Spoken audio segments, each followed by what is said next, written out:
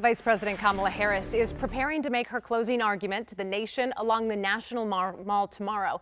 Here's a look at the preparations at the Ellipse. You can see they are well underway. And for context, this is the same location where former President Trump gave his January 6th speech before the insurrection at the Capitol. So, of course, security is ramping up in the area. Matt Gregory is live along the National Mall with what you can expect in the next 24 hours. Hi, Matt.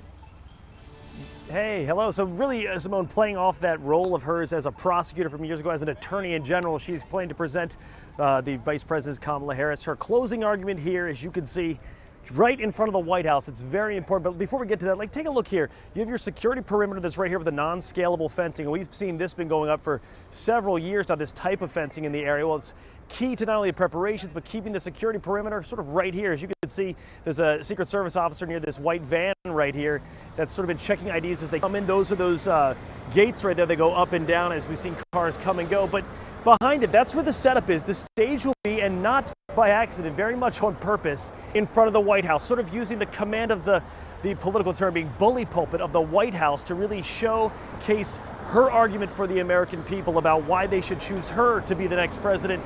And so over the next 24 hours, as we get closer to that speech, we're going to be seeing more and more security coming in, more risers, more chairs. This was originally supposed to be for 8,000 people, but now the permit has swelled to about 20,000 with an overflow going onto the mall in front of the Washington Monument. But talking with DNC reps today, from the Democratic National Committee, they said this is key, having this scene, this setting for what they say is going to be the vice president's closing argument for the American people. She's given her opening argument. She's laid out all the evidence, and now she plans to take her closing argument directly to the jury, and that's the American people who will, and this jury, the American people, will decide the outcome of this election. And the contrast between these two candidates is crystal clear.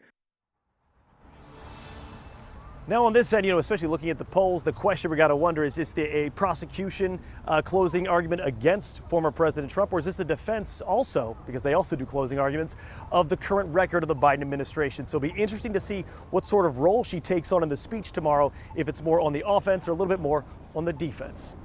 All right, Outside Matt. the Ellipse, I'm Matt Gregory. Back to you. Thank you. We'll see you soon, Matt. Appreciate it.